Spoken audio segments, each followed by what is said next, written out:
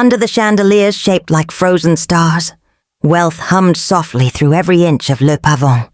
The city's most exclusive restaurant. The air was thick with the scent of truffle oil and secrets. It was a night cloaked in velvet silence, broken only by the graceful drift of piano notes dancing through the air. Each table glowed with candlelight, little islands of affluence and quiet power crowned in crystal and linen. In the farthest corner, half buried in orchids and shadow, sat John Maxwell, 48 years old, billionaire tech mogul, and widower. His Armani suite fit like second skin, his platinum watch catching occasional flickers of light, but nothing about him sparkled. His eyes were dull, his posture still. The filet mignon in front of him steamed gently, untouched. Its richness might as well have been ash. Across from him, the empty chair loomed louder than the piano, louder than the conversations drifting like perfume across the room. He tightened his grip on the stem of his wineglass. The Bordeaux inside swirled like memory. 10 years had passed since the accident, since the twisted wreckage, since his wife Lillian and their 3-year-old son Caleb had been ripped from the world. Since then, John had built fortresses of silence, of routine, of work. And yet the grief remained, not screaming anymore, but whispering, constant, cold. He lifted the glass slowly, as if lifting a tombstone. Then a voice, fragile and trembling, broke the air beside him. "Excuse me. May I have your leftovers, sir?" The words were soft, but they cracked the stillness like ice splitting on a lake. John turned, startled. She stood beside his table, barely 19. Blonde hair falling in tired, tangled strands from a loose bun. Her coat hung off her shoulders, like a forgotten prayer, thin, threadbare, clinging against the early chill. In her arms, wrapped in a faded blanket, was a baby, no older than 8 months. The infant's wide, luminous eyes were fixed hungrily on John's plate. For a moment he just stared, as if waking from a long sleep. The restaurant around him hushed.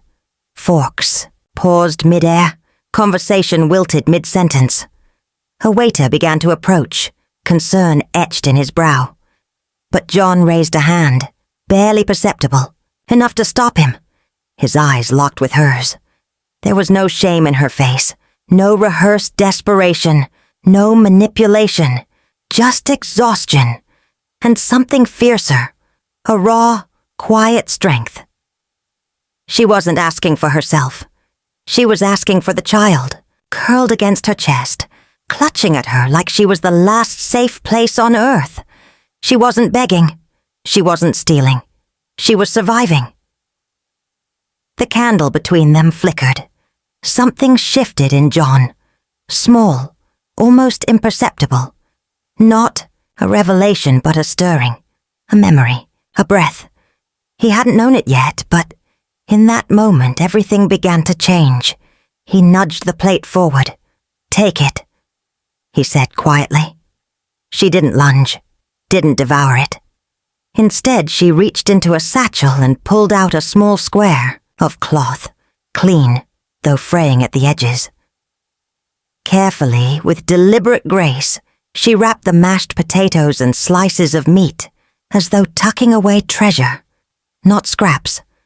Then she knelt on one knee, cradled the baby closer, and retrieved a plastic spoon from her coat pocket.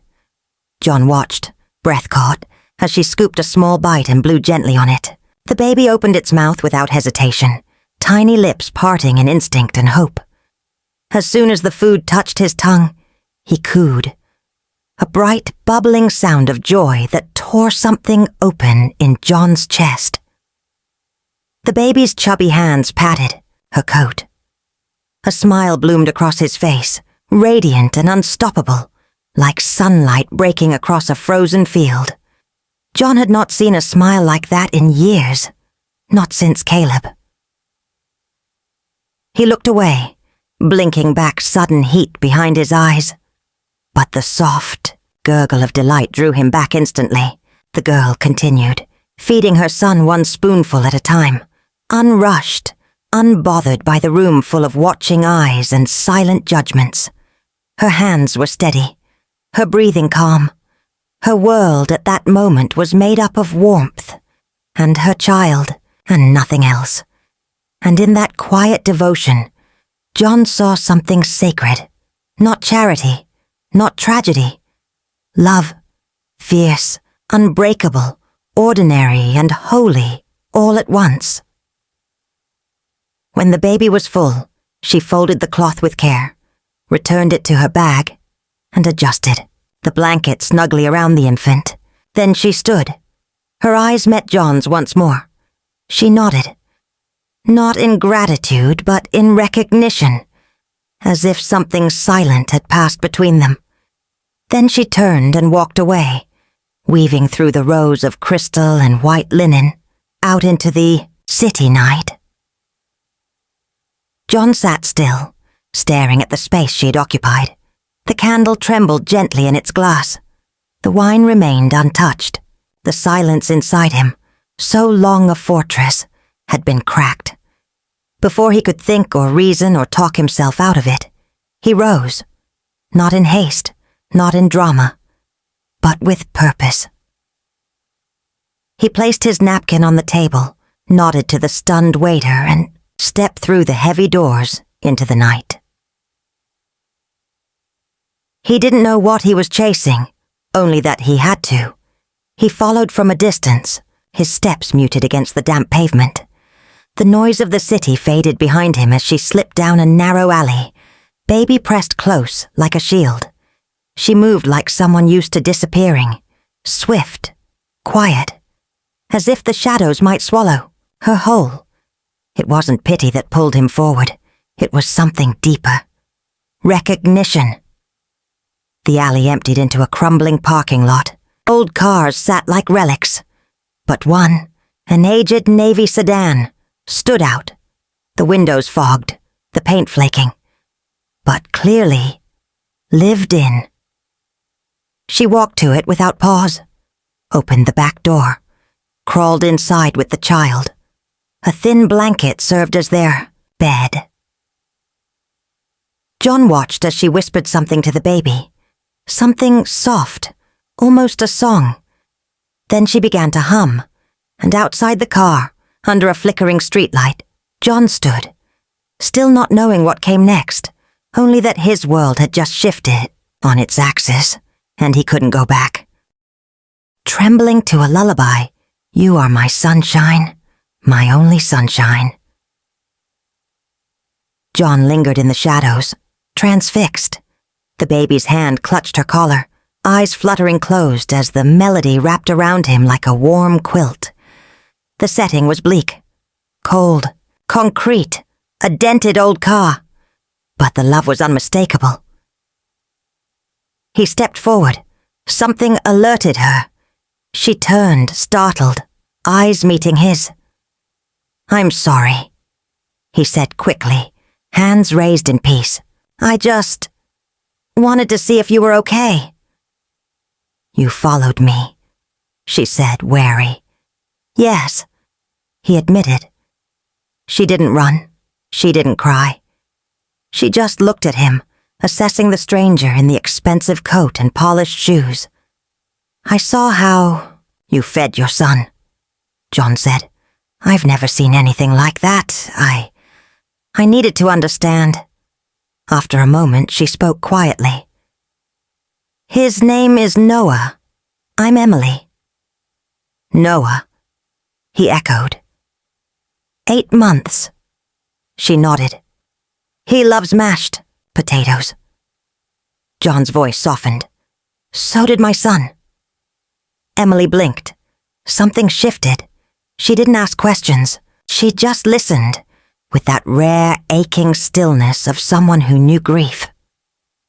"I was studying to be a nurse," she said. "Then I got pregnant. The father disappeared. My parents disowned me. We've been living in this car for 2 months. I clean houses, wait tables when I can." John looked at the car, threadbare blanket, baby clothes stacked like treasure in the corner.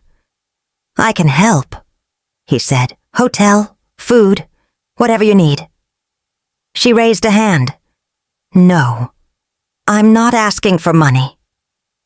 Surprised, he asked, Then what do you want? She looked at Noah.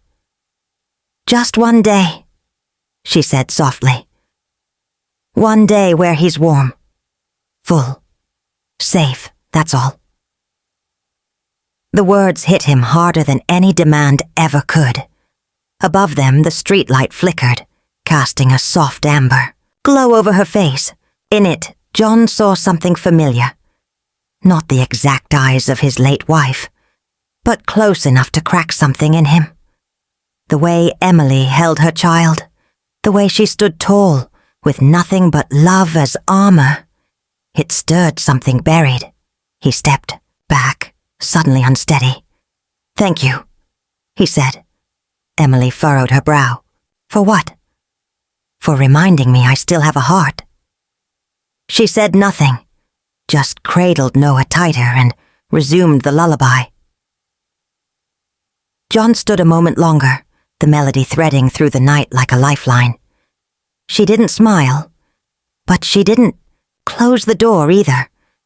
And somehow, that was everything. From that night on, John couldn't shake the image of the girl with broken shoes and the baby with the mashed potato smile.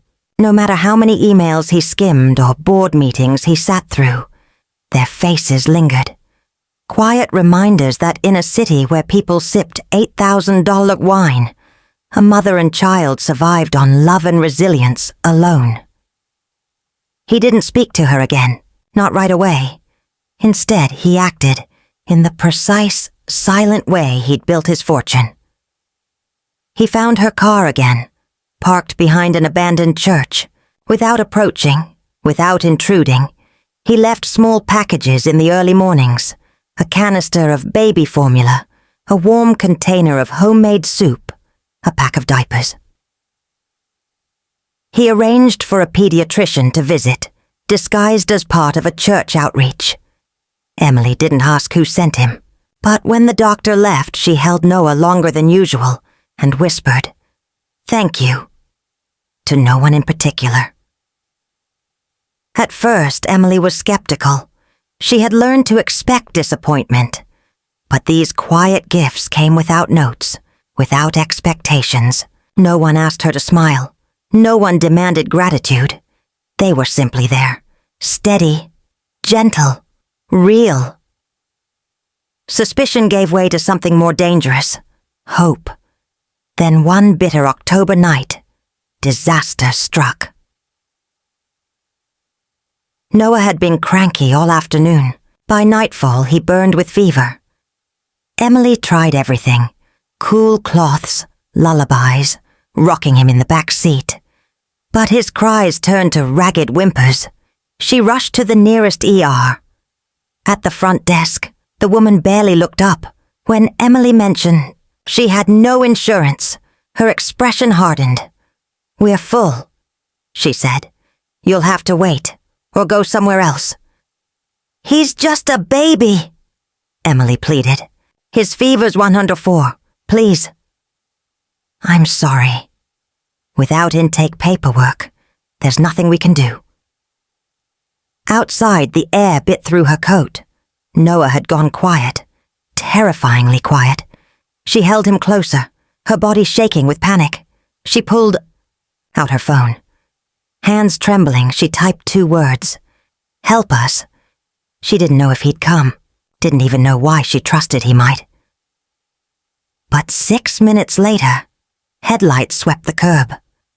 John's black SUV screeched to a halt. He jumped out before the engine stopped, coat flaring, eyes wild with urgency. He didn't speak, just held out his arms. Emily placed Noah into them. The baby didn't resist. His tiny hand curled around John's finger, weak but deliberate, as if recognizing something safe. John cradled him like he'd done it before. He strode inside the hospital. "I want a doctor," he snapped. "Now." When the receptionist hesitated, he added, "This child has a critical fever. I'll cover every cent. But if one more minute passes, I'll buy this hospital and fire everyone in it." They took Noah immediately. Emily collapsed into a hallway chair, shaking. John sat beside her. He said nothing, just stayed. Hours later, the nurse returned. Noah was stable, resting, under observation. Emily exhaled the breath she hadn't realized she'd held since sunset. "You came," she whispered. John nodded. "Of course I did." Tears spilled down her cheeks before she could stop them. She leaned into him, body racked with relief, grief, release. Her head rested on his shoulder. John held her. He didn't tell her to calm down. He didn't ask her to explain. He just held her. It was the first time Emily had let herself fall apart since becoming a mother. And the first time in 10 years John had held someone without feeling like a betrayal. They didn't speak of love, didn't define anything. But something in that night shifted, irrevocably. It began with a photo. Blurry, taken at night. John Maxwell, exiting the ER with a baby in his arms and a young woman close behind. It went viral. Tech billionaires, late-night rescue, teen mom, and the tycoon within. Ours.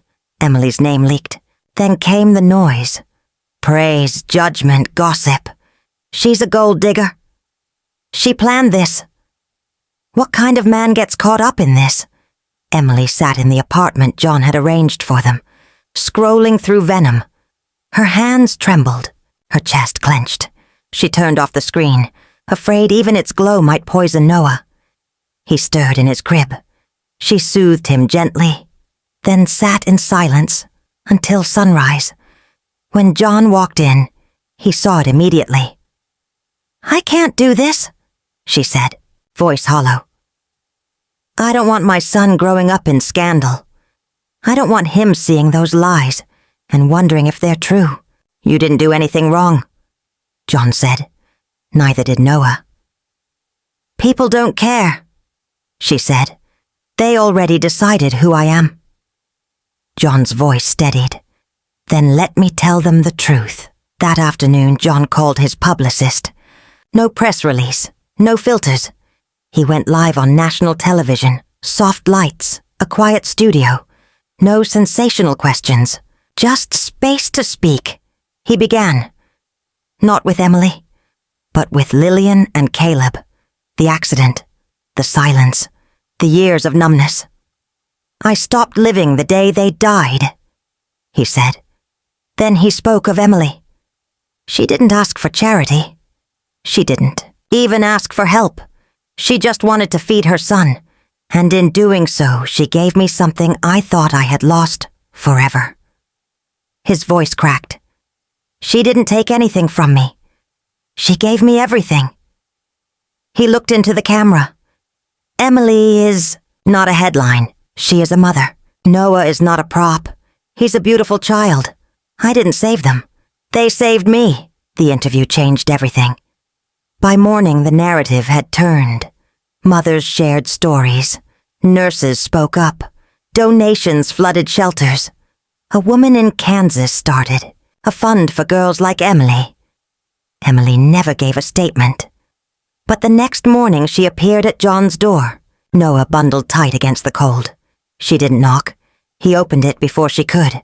Her eyes were tired but clear. "I'm not leaving," she said. "If you still want us, we're here." John didn't answer.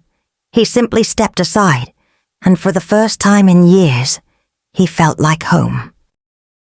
Something shifted, permanently and peacefully.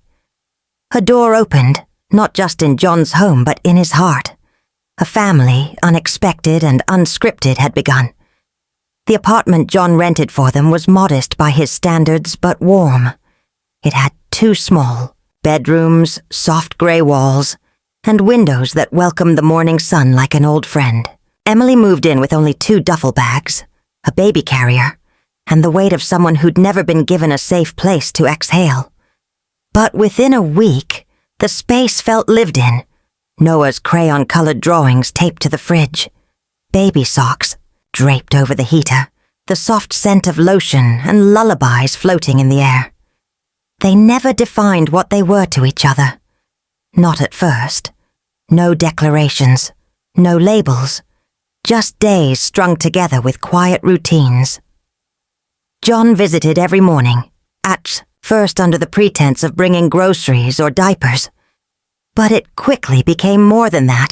He would knock, let himself in, and Noah would light up at the sound of the door, bouncing in his crib. Emily, already brewing coffee, her hair in that same loose knot, would smile in that way that made something in John ease. He learned to hold a bottle at the right angle to test milk temperature on his wrist, to change a diaper with increasing confidence. He memorized the rhythms of Noah's cries, understanding hunger from tiredness, discomfort from frustration. One quiet afternoon, as he rocked Noah to sleep, the baby's hand wrapped tight around his shirt, John realized something seismic. He didn't want to leave, not after the nap, not after the hour. He wanted to stay. Emily noticed, too, the way John lingered, the way he listened to Noah's babbles like symphonies. He never tried to impress or control. He simply showed up again and again, with quiet hands and eyes that had once been hollow, but were slowly refilling with light. She had never known a love that asked for nothing in return, a presence that didn't try to fix her or own her story, but simply stood beside her in it, in the soft spaces between feedings and bedtime. A new kind of bond formed. Not fiery, not rushed, but slow, steady, and deep. Born not from passion, but from persistence. One evening, after Noah had fallen asleep, they sat on the balcony wrapped out in a shared blanket. Below them the city shimmered in gold and blue, but neither looked down. John turned to her, voice low. When I lost Lillian and Caleb, I thought that part of me died, the part that wanted to care, to belong, to be needed. Emily's eyes glistened. You didn't lose it, she whispered. It just waited. They didn't kiss that night. They didn't need to. The moment hung between them like a promise, unspoken but understood. She smiled then. Not the polite smile she gave nurses, not the practiced one for Noah, a smile just for John, full, real, unguarded, and for the first time in years, he smiled back, genuine and quiet, softened by healing. They weren't lovers yet, not a family in name, but they were something stronger, two people broken by loss, slowly building the beginning of home. It arrived one afternoon. A plain white envelope slipped beneath the apartment door like a breeze. Emily stared at it, hands trembling. The handwriting was unmistakably her mother's. Tight, neat, a little too hard on the page. If there's still a chance to know my grandson, I'd like to try. Emily sat at the kitchen table for over an hour. The letter gently crumpled in her hands while Noah played nearby, stacking colorful blocks. She didn't cry. She didn't rage. But the silence was thick enough to smother. When John arrived that evening, she was still sitting there. She wrote, Emily said softly, not looking up. John read the letter, then sat beside her. What are you thinking? He asked. I don't know, she admitted. It's been almost 2 years since they told me I wasn't their daughter anymore. He nodded slowly. You don't owe them anything. But Noah, she said, voice unsteady. Doesn't he deserve to know, even if it's broken? John chose his words carefully. Don't let him grow up with the same emptiness you had. Let him choose. Let him forgive. Or not. But let it be his choice. 3 days later, they drove to the small town Emily once called home.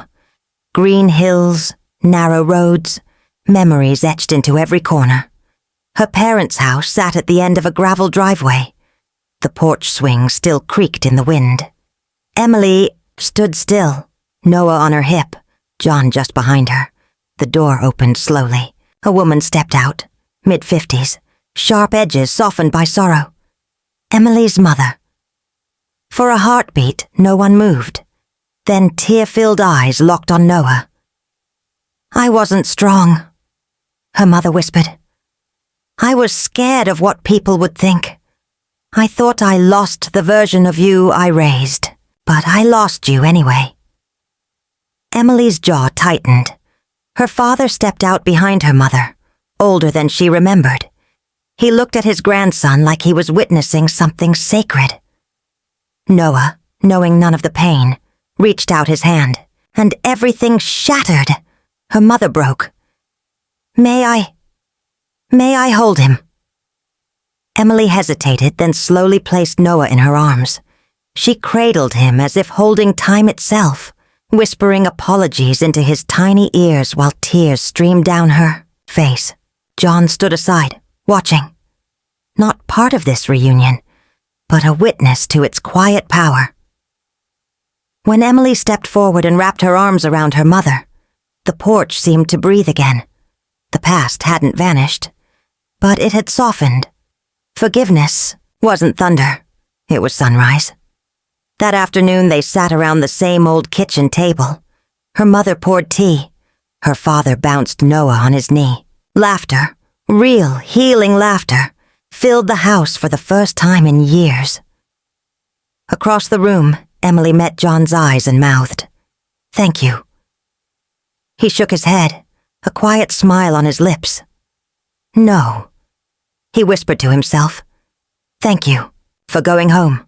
1 year later, the world had changed, but only in the ways that truly mattered.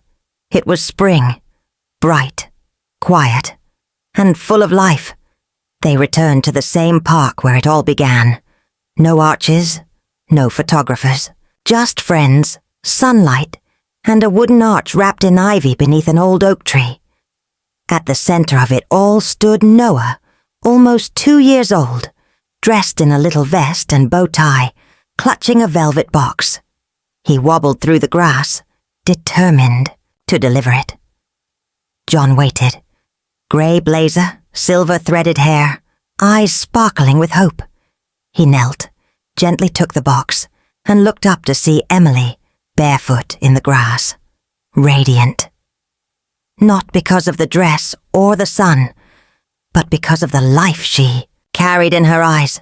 He opened the box, a simple ring, elegant, chosen not for price but for how it would look on her hand as she held their son. "You didn't ask for anything," John said. "You didn't beg. You didn't expect. You just showed up on the worst night of your life and gave me the chance to live again." Tears shimmered in his eyes. "You didn't take my leftovers, Emily. You gave me everything. A family, a future, love." He paused. "Will you marry me?" Emily dropped to her knees, laughing through her tears. "Yes." The ceremony was simple, short. Noah played at their feet, occasionally glancing up at the grown-ups and their tears.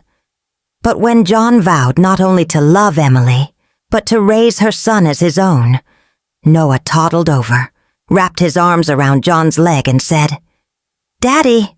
And just like that, the whole world stood still. John lifted him, one arm holding Noah, the other wrapped around Emily. "I love you, son," he whispered. In that embrace, under the sun, surrounded by trees and grace, everything broken felt whole. John hadn't rescued a young mother. She had rescued him. From grief, from emptiness, from a life so polished it had no soul, and from a single whisper in a restaurant, a family was born, not by blood, but by love. Because sometimes the most extraordinary stories begin in the quietest moments. If this story moved you, made you feel, or helped you believe again in love, healing, or hope, don't forget to like, share, And most importantly, subscribe to Soul Stirring Stories, where every tale is crafted to remind you that compassion is the greatest miracle of all. We'll see you in the next story.